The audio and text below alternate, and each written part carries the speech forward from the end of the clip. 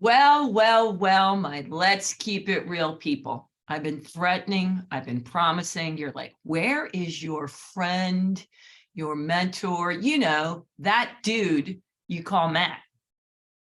And actually, we connected again because I send what you might not know, these funny, I don't want to call them emojis, but figurines that dance. And then it reminds people, oh, crapola, we haven't connected. So Matt and I actually connected yesterday about other things. And here we are on the podcast. Matt, welcome. I missed you, Sandy. I missed you too. I love your little GIFs you send me. And is that what they're called? GIFs? I believe so. Okay. Well, I don't want to be one of those stats that say, why don't we get together more often? And then a year later, exactly. We see her at the holiday party. Well, we changed that yesterday. We did. Okay. Right. Okay. We're gonna make sure we connect every month now. All right. Yes, we are. Plus, we're going to do a funny panel and solve the world's problems with humor. But that's a whole nother thing. Yeah, that's kind of in our spare time. Yeah, in our spare time. You don't need to sleep. Oh, wait, that's a chapter in your book. Okay, wait a second. Let's just talk about you. In case you don't, did that. The one and only Matthew LaBosco. Let me just read it because I don't have it on my screen. I don't like that. He is an author of best-selling book, baby, Health to Vitality, long time coming. Yeah, baby. Yes, this is mostly going to be about the book because this is going to be one of your guidebooks. I'm just telling you, I don't have many I recommend, but it is a guidebook. He's also a presenter in a vitality coach, which they had a lot of questions about that. We'll get to that. I hope so.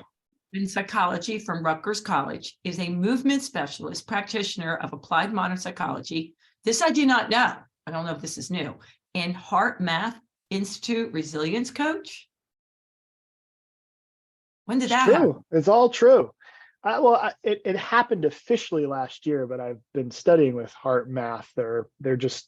Their stuff is so fascinating and cutting edge. So I've always studied and admired their research, but I officially took their course and got certified last year. Another thing I might have to do. Okay, Matthew has spent the last 2 decades liberating thousands of individuals from the shackles, love the cover, of the healthcare system and empowering them to create and know a life of vitality. All right, now, before we get into it, what's your one word to best describe the past 30 days and why? And you're not allowed to pick vitality. Inspiration. Okay. Yeah, man. Excitement, inspired. Yeah, and my journal entries the last couple of days, I feel like at the end of the day when I put my journal entry in, I've been writing another amazing day. It's really been like that the last week or so, and I feel like things are just gelling and aligning in a way, and it's been the energy and inspiration to just keep pursuing this meaningful thing. This journey has just been on fire lately. So we're going to dive right into it. I want to say the top 10 questions for my peeps for you. Let's go. Ready. You ready? The first one is exactly what you're talking about. 1, do you pay your friends to say they journal? Or do they really journal? Because you know how I'm into journaling. By the way, I need that check resent to me. I forgot to tell you. Yeah. Do you really journal every day? And if so, how long? Because I'm all about first the 1 to 3 minutes and then. And of course they asked, does it really make a difference? Now, the reason they asked that is because, me and the journals. Sure. No, I think that's some of the best advice you give people. Not only Other stuff is crap, but that one, we're on the money. No, but seriously, like that is so important, and I'll explain why. But not only just journal, but the way in which you invite people to do it, I think is really powerful and important to kind of highlight. Because the way I started my journaling was I just said I have to write something on that piece of paper every morning and every night. Like I just have to write something. So there are some journal entries, and I'm not joking, that say, I don't want to do this right now. Oh, But I have to write something. Right? Like I'm annoyed that I'm doing this right now. Like this is so annoying. Creating the habit. Yeah, good old James Clear helps with that, right? Like what a great book. But like, yeah, so I just committed to myself, you were going to write something on that piece of paper in the morning and at night. Just to get into the habit. So I'm when it comes to habits, to me, it's always keep the bar low, which is why I love your 1 to 3 minutes. Like keep the bar low, make it something you can do. Minimum, baby. Yeah, exactly. Bam. Yes, exactly. And so that's the first thing that I would say got me going. And yes, I absolutely do it. Why do I do it? Was that the other question? Or what do I get out of it? Why do you do it? Do you really think it works for you? Yeah. So my intention to doing it, and this has been a major kick that I've been on, is getting closer to the truth. So what do I mean by that?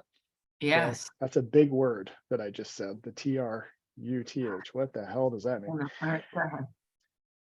To me, the truth is becoming more aware. And I don't think there's a destination called truth. I think it's the discovery and pursuit of it, but it's moving closer to the truth. So the truth, the way I'm orienting to the word truth is I want to get more connected to what's happening inside of me and get more connected to myself.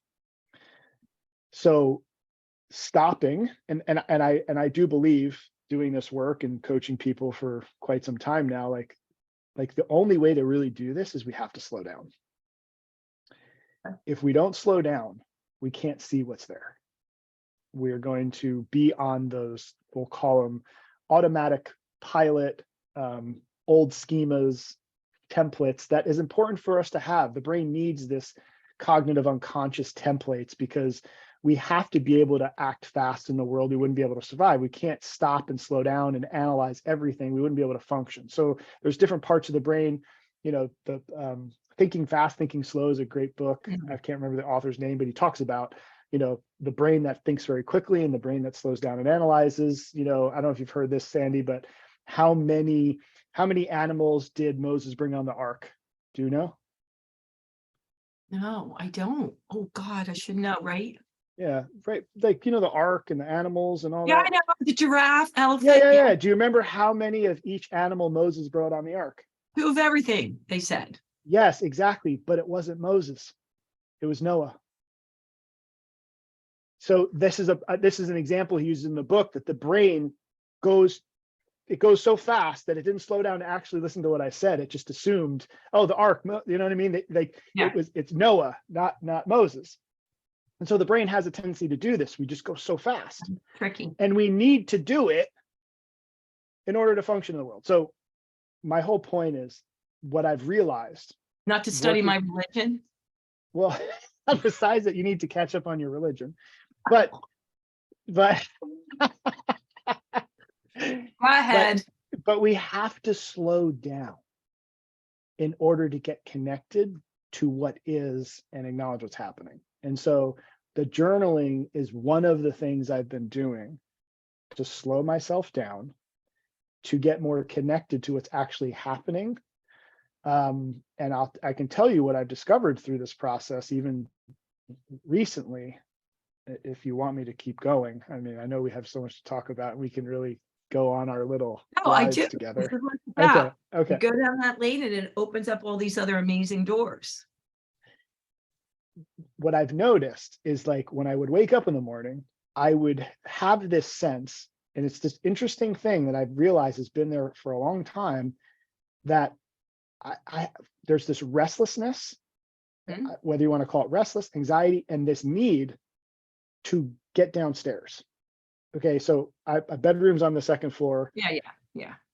just to get downstairs, get in the kitchen where everybody's at. And it's just interesting. And as I've been doing this journaling, I've noticed that there's this, I wake up and I'm like, I can't journal. I got to get downstairs. But what I would do is I would stop and say, well, wait a minute, what's happening right now? Like really connecting to what's happening inside me. Like, what is happening? Like, why do I feel this pull or need to get downstairs? Like, do I have a plane to catch? Like, what's going on? And so I started to realize that this undercurrent of restlessness and anxiety is there more than I realized. But the only way I knew the only way I discovered this was slowing it down, and the journal entry was one of the things. So I'll write in my journal, I have that feeling right now that I need to get downstairs, and it's very interesting, and I'm not really sure why, right? And I just acknowledge and become aware of it. Yeah. Right. Yeah. And then I say, okay, and I just write about it. God, that's so interesting. What is it that I feel like I need to do? Why do I have this need to go do something? Like, and to me, that undercurrent, if I was to give it a name, and I see it in so many people, I really think it's pretty much prevalent in our society, is this underlying current that we're not safe.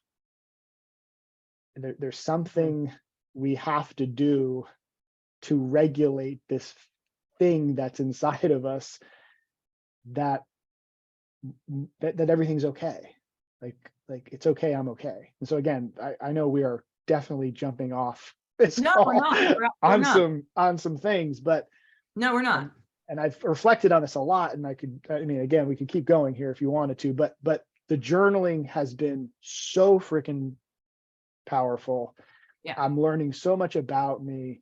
It's just an exploration of myself. And honestly, whenever I sit down to write in the beginning or the end of the day, I literally just write whatever occurs to me. Like sometimes I'm like, hey, here are the things I have to do today. Here are the things I'm excited about.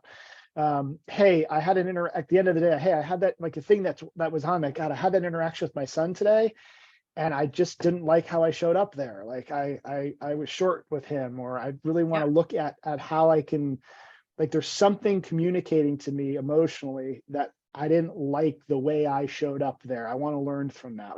Like so it's just this constant exploration of myself, and it's the good old know thyself. So that's how I use journaling. I'm so glad that you took us on that journey, Matt, for so many reasons. One is I was just talking to one of my colleagues, and I was saying how magical it is when you have a certain belief system and you talk about it with someone else of a like mind, and they explain it in a totally different way than you would explain it. And I love that. That's what I love about you. Not that we always agree, but Sure. the overall big picture, we're on the same map. And what you're saying validates some different things that I couldn't get across to some people, of the same exact thing of why I do the way I do. And so you explain it differently, and that inspires other people. And let me tell you why I'm thinking that, because people who say I don't have time to journal, I have time to this, I'm like, yeah, well, you're the people that need it more, because it just stops and does help you just be with you and what's going on.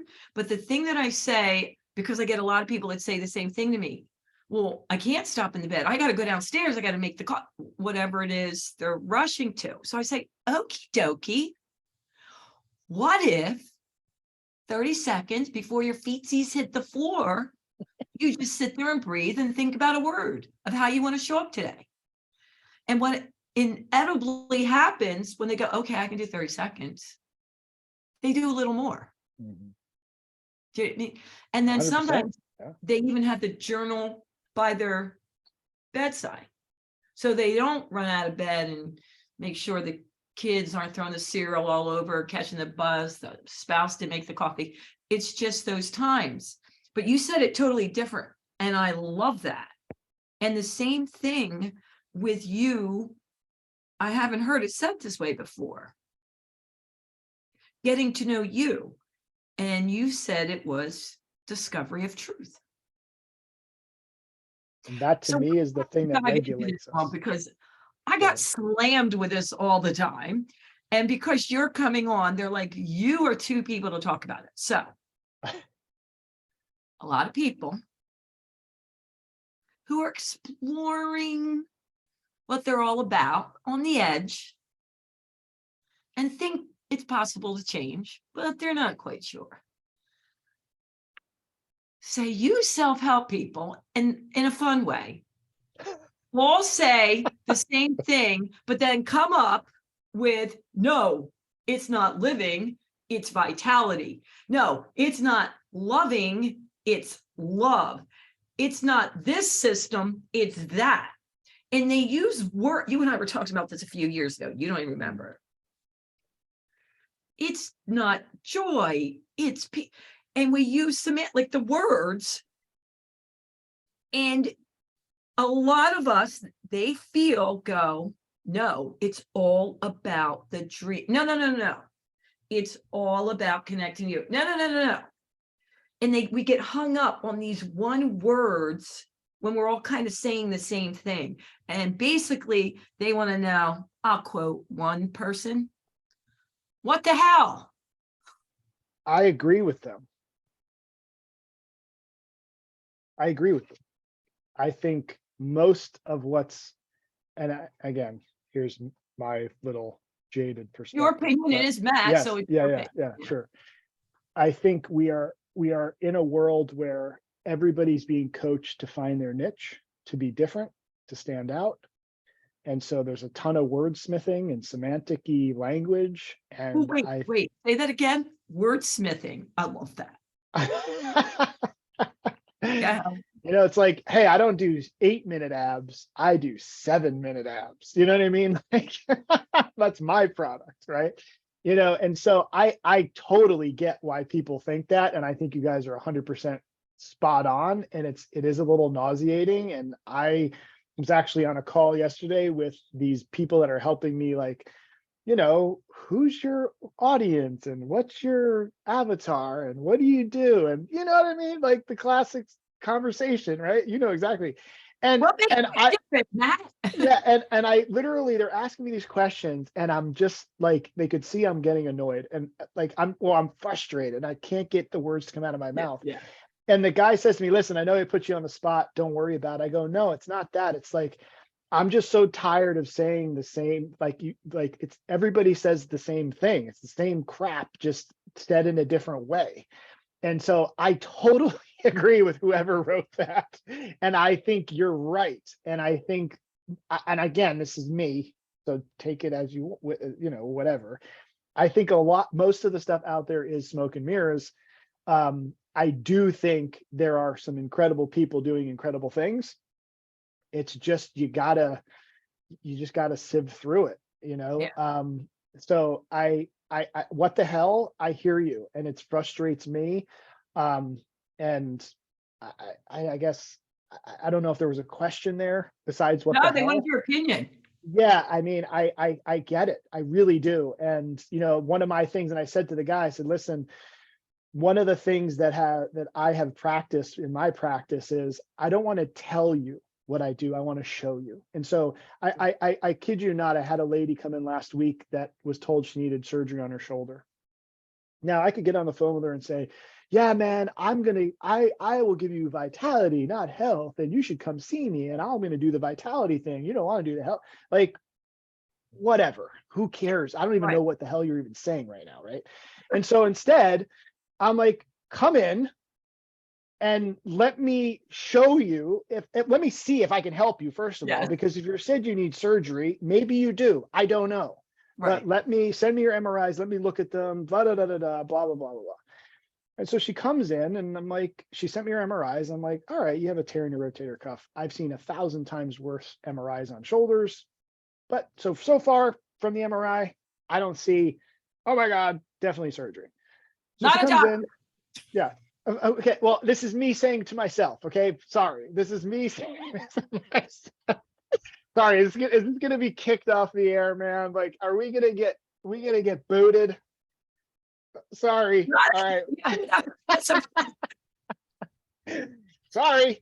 Oh my God. I'm not the most PC person. Sorry. So Okay, so in Matt's uneducated, non-whatever opinion, I looked at this MRI as a non-doctor and said, I have seen people with worse MRIs manage not to have surgery. How about that? Is that better? Yeah, Can we awesome. delete the other part? We'll keep that No, in. well, we're keeping this Okay. shit.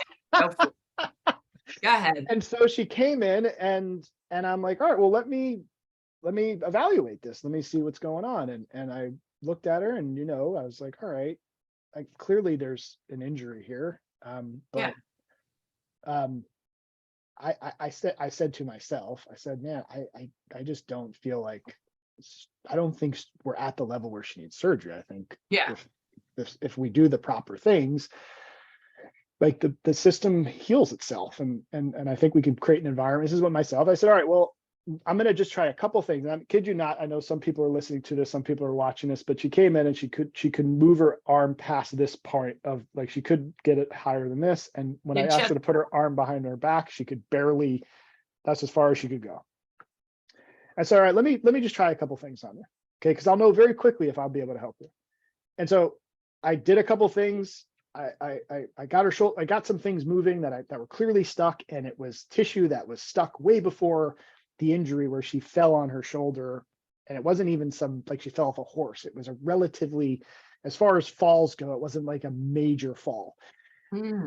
Right. And so I mean, again, I don't get into all of it, but to make a long story short, I did some work on her shoulder, some of the remodeling that I talk about in the book. And, I said, all right, well, how you doing? And she took her arm and just lifted it straight up, no pain. And she reached her arm and her hand got behind her back. And I said, well, if you're responding that way to 5 minutes of work, I think it's probably worth us doing some things together, because I'm not sure. I don't know, am I allowed to say it? Okay. Yeah. All right. I'm not sure if surgery is the only option. Okay. I always say, you don't need a psychiatrist, just come see me and I'll make that. Yeah. And but again, the whole point of me saying this is I'd much rather show people than tell people. And I'm so, Matt, there is these two guys that do a podcast, and I thought of you because they are always reviewing people in the wellness space that wrote books like in 1920 and 1930, and they're referring to them, and then they look at little clips, for what they had from back then. And they're always saying a couple of things that, I don't know, these pearls of wisdom that you have said to me over the years that it just resonates with me. And I'll say, oh, Matt, I don't want to do that because I don't want anybody to think that I got it from their system. I used to say that. I don't, because I already have my own books. And so I try not to read anybody else's books, or then people to think I'm borrowing for them. And you said to me, Sandy, nothing's new. Everybody's been saying the same thing for thousands of years. It's just everybody puts their own spin in it. So use it. Don't use it. Borrow it, And that's what these two guys were saying. They were like, hello, 1923 or 25.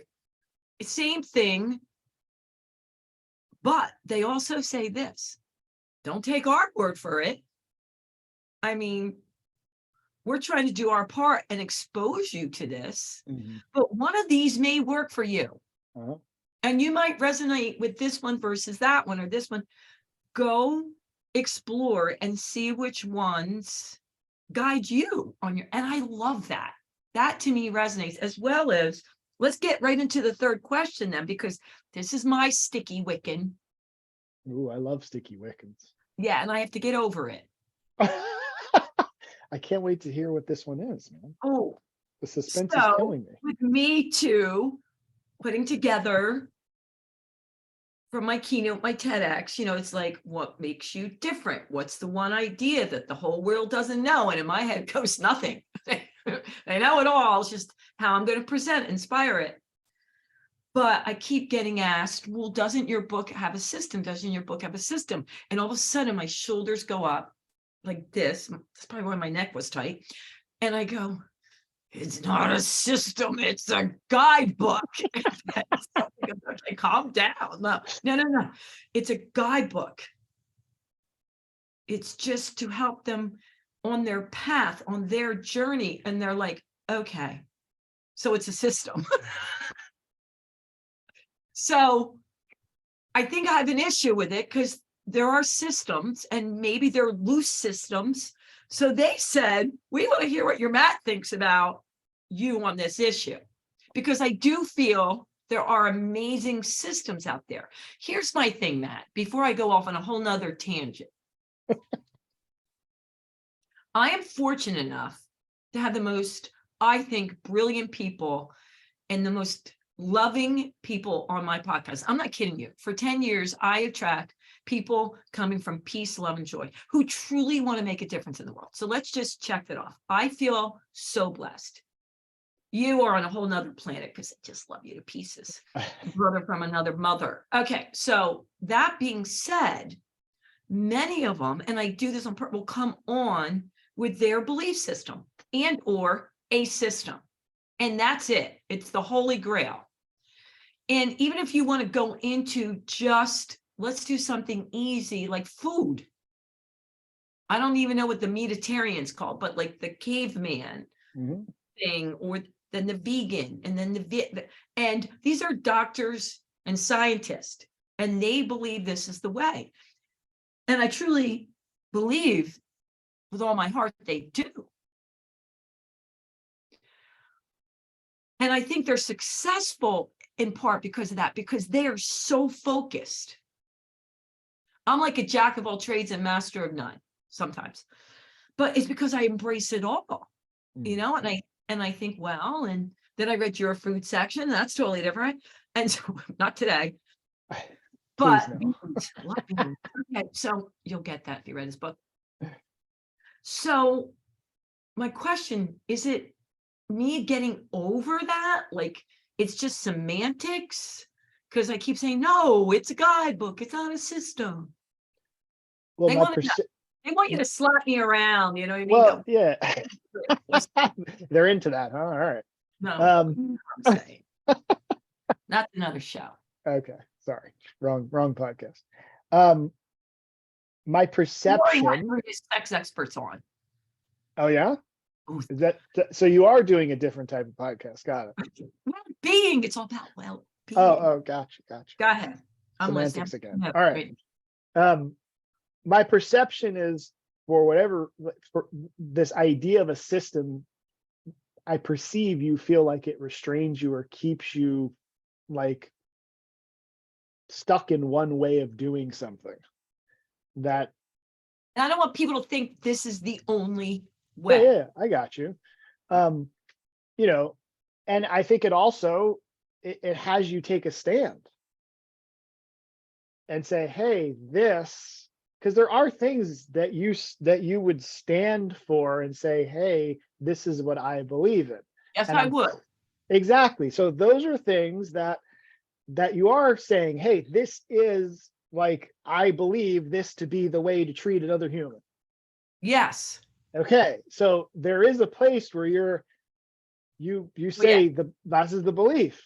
And so they're strong and I will not rock. Exactly. So there are some things you've completely stand for as far as this belief is the way that I engage in the world. And I don't tolerate to basically people that operate in this other way. Correct. Right? Yeah. So this other space is not a place where I don't think you have a line of, well, if you believe that and it works for you, it's fine. And if you believe that and it works for you, fine. But I don't think you would say, well, if you believe that torturing puppies works for you, whatever. Okay, I got it. Fine. Yeah. Good point. I don't really care. Yeah. You follow me? So I don't believe you perceive that going in this direction or that direction, really, like, whatever floats your boat. You just opened my eyes to something. You're right. No, for me, if I can feel it's resonating from peace, love, and joy, then that's who I attract to, and that's who I listen to, and that's what I want to understand and know more about. Not that we don't all have egos, because we all do. But when I feel like it's taking over and it's their way or the highway, not to mention any names of different people that are helping a lot of people. But to me, it's like, are you kidding me? Can't you see this? And my whole body shakes because it's more about them than helping others. Yeah. And that's what doesn't resonate with me. Yeah. There's an emotional communication that says there's something not right here, and you should trust that, in my opinion, and you're probably right. So basically you're agreeing with me. No, okay.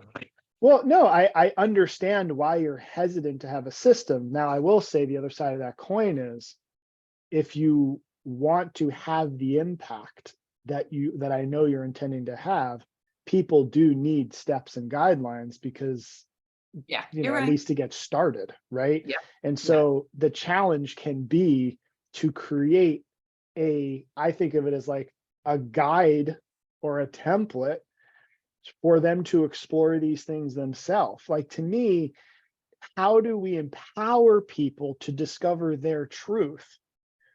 And we have to be so careful about planting certain narratives that lead them down a certain path that they wouldn't have walked on if the narrative wasn't there. This is the challenge that I have as I've been creating some of my new courses that go with the book. I want to empower people to discover their truth without me leading the witness too much, so to speak. I don't want to say, well, that's what I believe. Yes. Yeah. Like, it's like, well, you just want to be grateful, or, hey, you know what? Like, these are all narratives. Hey, the universe provides. Like, these are narratives. And I'm not saying they're good, they're bad, but they create a framework. Okay. Interesting. You follow me? And so, and it's a fine line. And I think when we're messing with people's psyche and their minds, man, like, it is not something to take lightly. As you know, I've been involved with organizations, and I've learned this in a very direct way from myself, and saw the impact it was having. And I'm like, oh man, like, when anybody allows you into the sacred space of their mind and their belief structures, like, you really need to be tuned up yourself to go anywhere close to somebody else's psyche, man, in my opinion. Because there's and just the road to hell starts with what? Good intentions. Exactly. And that's where we got to I thought that was going to be another trick like Moses. Go ahead. Yeah. Right. So it's not, as I think we have a tendency to categorically think it's like it's either this way or that way. It's like, there's like an infinite amount of other options in between these two things. It's just not as simple as I think we make it. Yeah. And it's an ongoing discovery, like you said, every single day. It's not like, yay, I'm here. But you are making me think of things differently, because it's really not system, guide, path. It's, for me, not making them feel like, yeah, you got here because of me, and this is the only way. Because even when I have to learn to say thank you a little bit more, but even when a client says to me, oh my God, I wouldn't have been able to do that without you. And I'm like, that's not true. You were just ready for me. I was here. Yeah, but that could also be true. See, you see what I'm saying? Like there are facilitators, there are people that nudge us when we need the nudge. Now, we had to get to the place where we were even there for them to nudge us.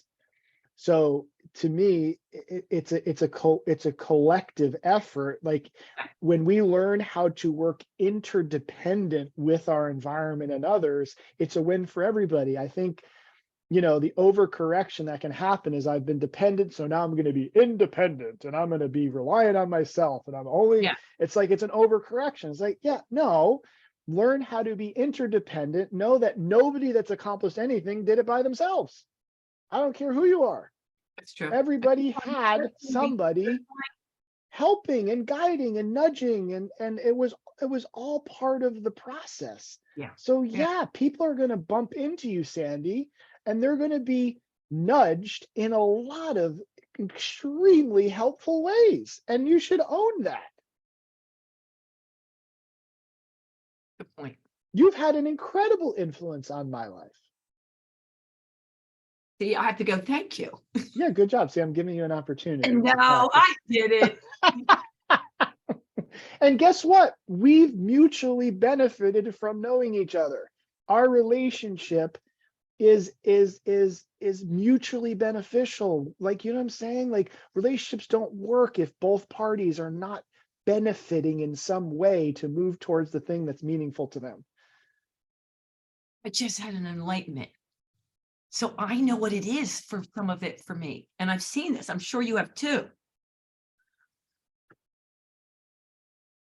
When I was coming up in the business world, there were people that scared the heck out of me by saying different things like, oh, once you get to that level and once you're going to change, people change. And the truth is, I did see some people change. Mhm. Like, they were so much about serving others and coming from peace, love, and joy, but they got caught up.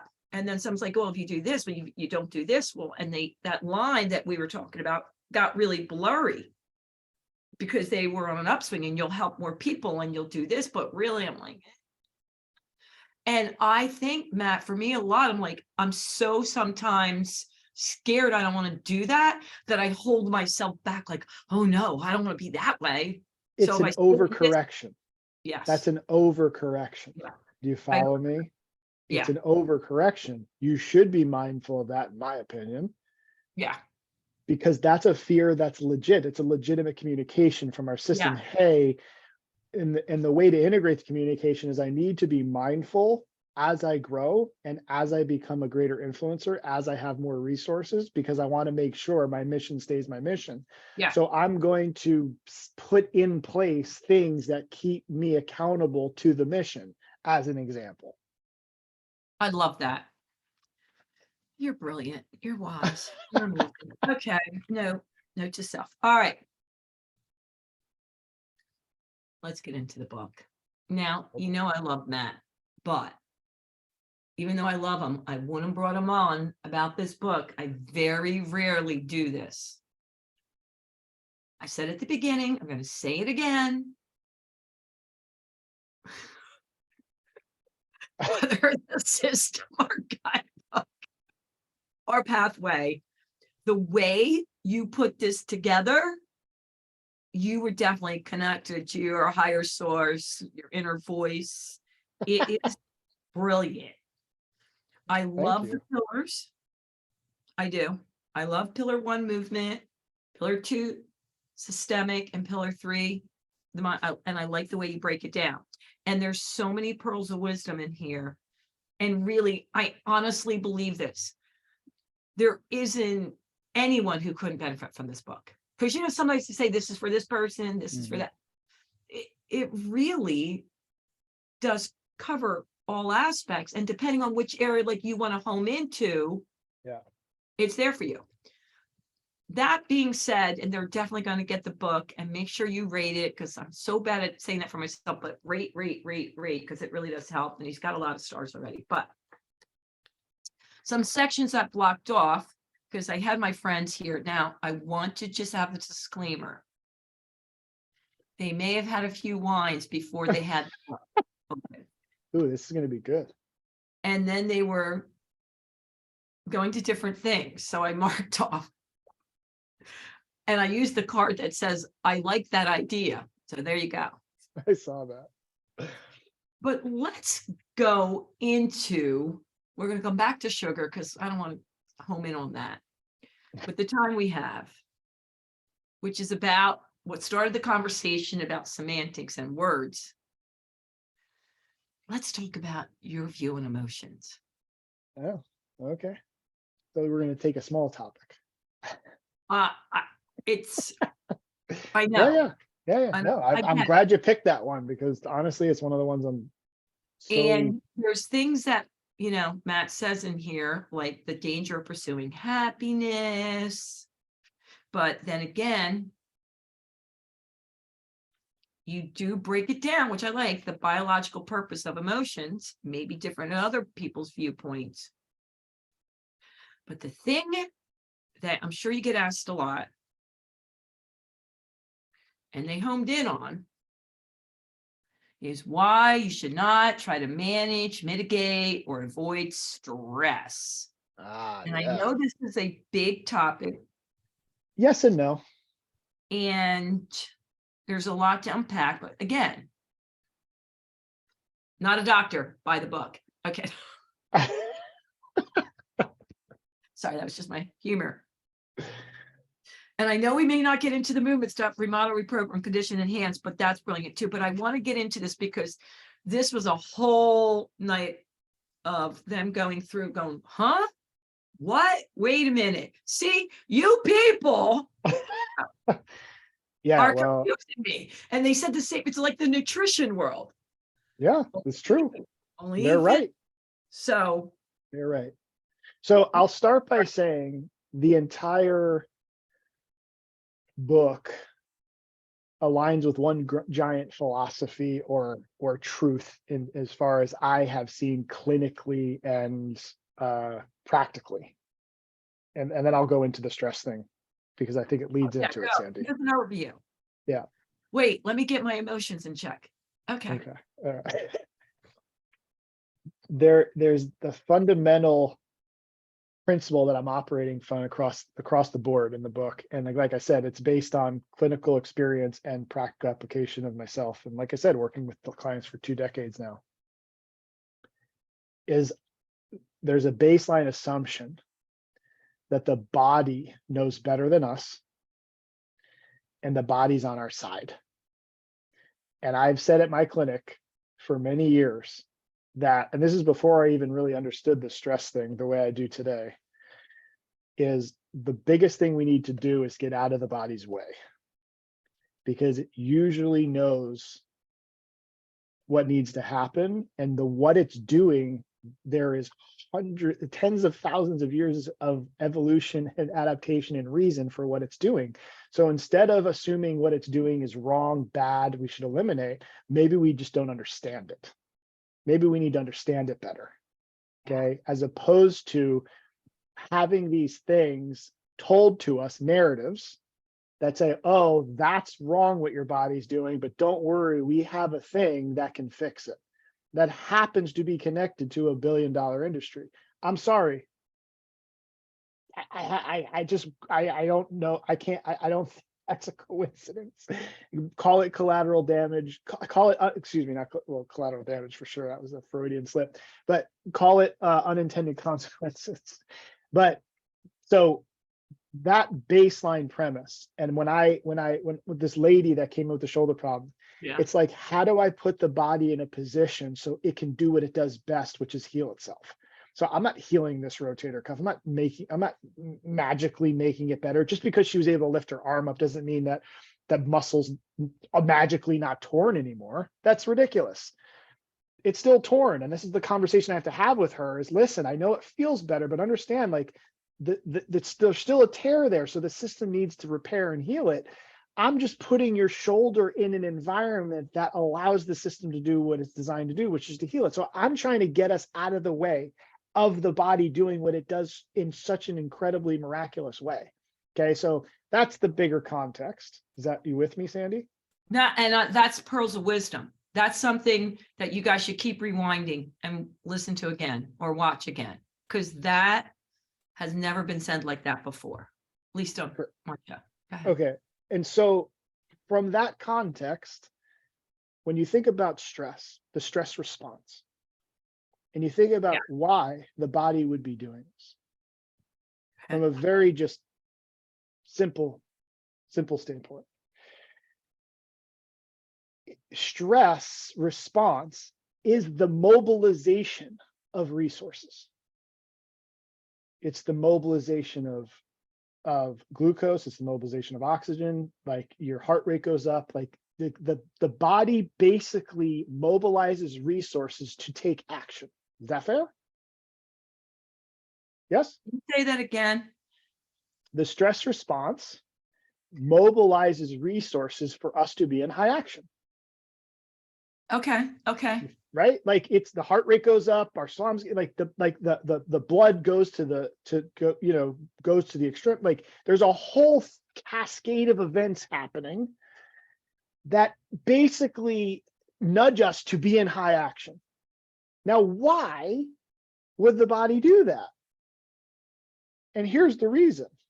Because there's something that has presented itself that we need to address. We need to do something differently because there's a situation that we need to address. Okay. Yeah.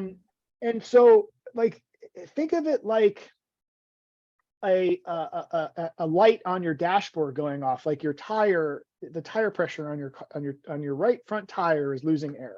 And so the light comes on. It's communicating to you, hey, you need to pay attention here. Okay.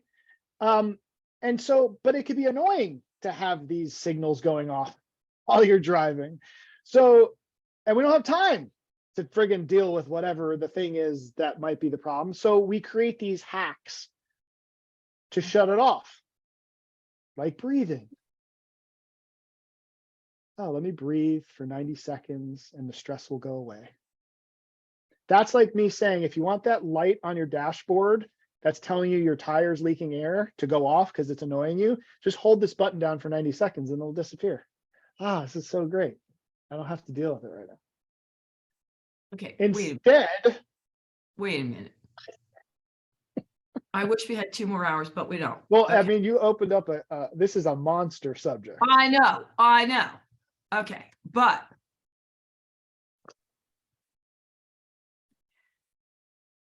isn't that just a method that's been proven scientifically to calm you down when you're in an anxiety, not attack, but overwhelmed? That doesn't mean it's gone away, but that does the deep breathing regulate your system. Yes, but here's what you're doing. The emotion of anxiety, overwhelm, this frustration specifically, actually, which is super interesting in neuroscience literature right now. Frustration is directly correlated to making your brain more plastic. So the emotion of frustration actually triggers neuroplasticity in the brain. What's neuroplasticity for? Learning. So the emotion of frustration actually opens you up to learn more. Okay. And so what we're doing is if we diminish the emotions, we're dampening the motivation to do something. Like take action. Like these emotions are coming up to motivate us to take action because something in our space is not okay. So we need to do something. Something needs to change. And so if we breathe and shut off the emotion, we're dampening the motivation to take action in some cases. Now, this is a big conversation because there are emotional communications that have been going off for some people 40 and 50 years that have never been integrated properly. That's a whole nother conversation. And I talk about this in the book. You do. But I do. But from a fundamental, like I said, biological purpose of emotion is it's a communication system. And when something that's important to us is interfered with or is in jeopardy, this system reacts, and it does so because it's like, hey, what's happening? We need to make an adjustment. Here, I'll tell your audience real quick, and I know we have like minutes left here. No, I mean, go ahead. There's one way to never be stressed again. There's one thing that is required for you to be stressed, Sandy. You know what that is? One thing. If you eliminate this one thing, you will never be stressed again. I go to my next life? That's okay. There's 2 things. Well played. Yes, there's 2 things. No, but that's not the one I was talking about. Let me ask you this, Sandy. How, Oh my God, Matt, I'm thinking, Huh? how can we leave these people on well, this? I'm just saying, man. But here it is. You know what it is? No. Care. If you stopped caring, you wouldn't be stressed anymore. And some F 'em. people have opted F for that. F the kids, F the, yeah. But seriously, right? Like, were you stressed about the fact that the Detroit Lions didn't make the playoffs this year? Was that, do you lose the sleep over that? Horrible. Kept me up all night. I No. figured, right? Yes, of course not, because you don't care, right? And so, Okay. so there is no stress there. All right, can we just back up a second, because we definitely need to come back to this, or they're gonna be There's so gonna be riots. sad and mad at me. But, and we will have Matt back on. But I think that the can of worms, forget the emotion stuff. We're gonna have to come back to that. Or Well, emotions and stress I put in the same camp, just for the record. yeah. They're both communication systems. Let's give people an example, because I think they'll benefit. Because many people teach the breathing. Oh, I'm fully aware. I call it a house of cards, but go ahead. I have so many questions. I'm going to explore this, but here you are. Yes. Getting ready to do something, Uh-huh. walking out the door in your house, and all of a sudden you start having this overwhelmed feeling. Mm-hmm. Maybe you don't like driving, getting on a train, getting on a plane, who knows? Mm-hmm. And you just do these breathing exercises that like, all is going to be well, this will pass, I will be fine. Are you not a doctor, are you suggesting don't do that? Because I just want to clarify. Yeah. So I think a specific In that example would moment, be helpful. A specific example would be helpful. In that moment, so here, I'll answer it in two ways. I think that's helpful to help someone function through the day so that they can do what they need to do. I'm all for it. No different than taking an Advil to help with your knee pain so that you can walk to the market and get the groceries for your kids. Nothing wrong with Advil. okay. Okay, there's a place. So sure, if that helps me function, I'll never take anything away from it. But the bigger question that I would have for that person is, what is that communicating to? Why do you need to do the breathing exercise every single time you leave the house? There's a communication from your body that hasn't been integrated yet. So yes, the breathing can be helpful so you can function that day, just like Advil's helpful to get rid of your headaches so you can think at your presentation. Okay. But the bigger reflection and the bigger dive is what is the system communicating to me? Why is this communication coming here? And when that is explored, you can actually find out what the communication is, integrate it, and you won't need to breathe every time you leave the house. Or forget every time it could be you're nervous about driving or getting on a plane, and whatever it is. I mean, it's impossible to feel that way when you start doing that four-sided breath. It's impossible. It calms you down. Exactly. Just like taking Advil will eliminate knee pain. It's a little bit healthier way. Maybe. Okay, so take arnica instead to get rid of the knee pain. You know what I'm saying? Like whatever it is. You know what I'm saying? Okay. Matt, every other person that's come on my podcast is going to be like, see the dog, because they so much scientific proof about the breath. But I'm not disagreeing with what you're saying. It does help, but you're making it like it's a band-aid. But I believe it is. Because here's my definition of a band-aid. If I have to do this thing over and over and over and over and over again to function, to relax me, yeah. Okay, why is that? Again, besides the healthy like card, I need a glass of wine to make it through my day. I need to do my breathing to make it through the day. I need to do my exercise. I love the way you put breathing with wine. But this is what our society is doing. So instead of drinking wine to function, I breathe. It's better for sure, but if you look at it, is it really that different? Are we actually addressing what's happening if I have to constantly do the thing? If I have to do body work on this woman every single day for the rest of her life, am I really addressing root cause here? Probably not. And so I had my mentor, and I said it in the book, which I love him for to this day, and this has been my mission, is I'm not here to put people on my 401k plan where they need this thing to function in the world for the rest of their life. Like I'm what I'm saying is let's go after this in a different way. And I understand it's different. And so this is why this is not semantics, the difference between vitality and healthy. It's very different. So I love you, Matt. Challenge status quo. All right, listen, here's the deal. I know my Let's Keep It Real people are going to have so many questions, but here's the way I want to end all this, because we do have to end, unfortunately. Most of you, no, all of the people that tune into me have an open mind to explore different ways. And when you, besides just reading the book, just ask yourself, is it possible that this would help me get to my truth? And is it possible, if I looked at this and did a deeper dive, that it just may get rid of the shackles? I mean, it's just some things to think about.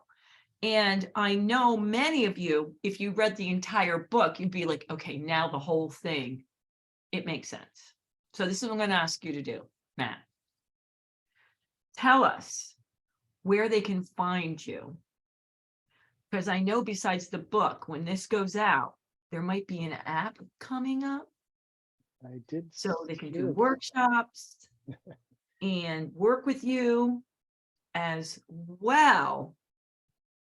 Yes. So obviously you get the book at Amazon, Barnes and Noble now. Probably the two main like universally places you can get them. You can, my website is in the process of kind of being rejiggered with all the things I have going on. It's MatthewLaBosco.com. You can still go there. But like you said, Sandy, I'm going to have an app that's coming out in February, which there's going to be a ton of free content on this. I mean, just a ton of stuff. I mean, even with the book, there's a ton of resources that come with the book. Like you go to the website, you basically have access to all these videos and all this stuff. And I'm do chapter summaries to just really try to explain these things in 65 different ways, because I understand I am truly coming from a different perspective. This is not semantic-y, marketing, niche-y stuff. I'm not. No, and so at all. Not at all. Yeah. So I'm really doing my best to give people the resources so that they can explore this for themselves. And again, challenge it, like ask questions, please. I'm in the process of exploring and learning about this myself. But the app is going to be a vehicle that will really help to integrate this. And yes, there'll be courses you can take deep dives on really how do I integrate this emotional communication now, like how do I actually do this, and there's opportunities to work with me in small group coaching, and like there's lots of opportunities coming down the pipeline. So it's very exciting. And don't you worry, Matt, because when this goes up, your app is going to be out. Oh, the app is out. Go get it. I just yeah. Look for Matthew LaBosco. Yeah. All right, my Let's Keep It Real people. Come on. You're going to want to share this, like it, rate it. Matt and I would deeply appreciate it. Always. As well as get the book for yourself and your friends and your family for birthdays, holidays, whatever you celebrate. I'm telling you, no one will say, why the heck did you get me that book? Matt, anything we didn't get in, you want to get in like 10 seconds? I just think what you said, Sandy. Just keep your eyes open, and honestly, be okay with challenging some core belief structures that we may have all opted in for. That if you just look at what are the results of me engaging with this belief structure, what has it led to? Is there another way, or what would it look like if I opted in for this other way to look at it? And just be open-minded and be willing to explore, and trust yourself, man. Like, that's the biggest one. And but you got to get to know yourself in order to trust yourself. And I just don't settle is really the big thing. Just don't settle for anything. Oh, I like that. Anything less than the most extraordinary existence you could possibly create. Just don't settle. I like that. All right. Thank you, Matt. I love you. I love you too. You know that. I'm so glad we did this. Until next time, you know what I'm going to say. Toodles.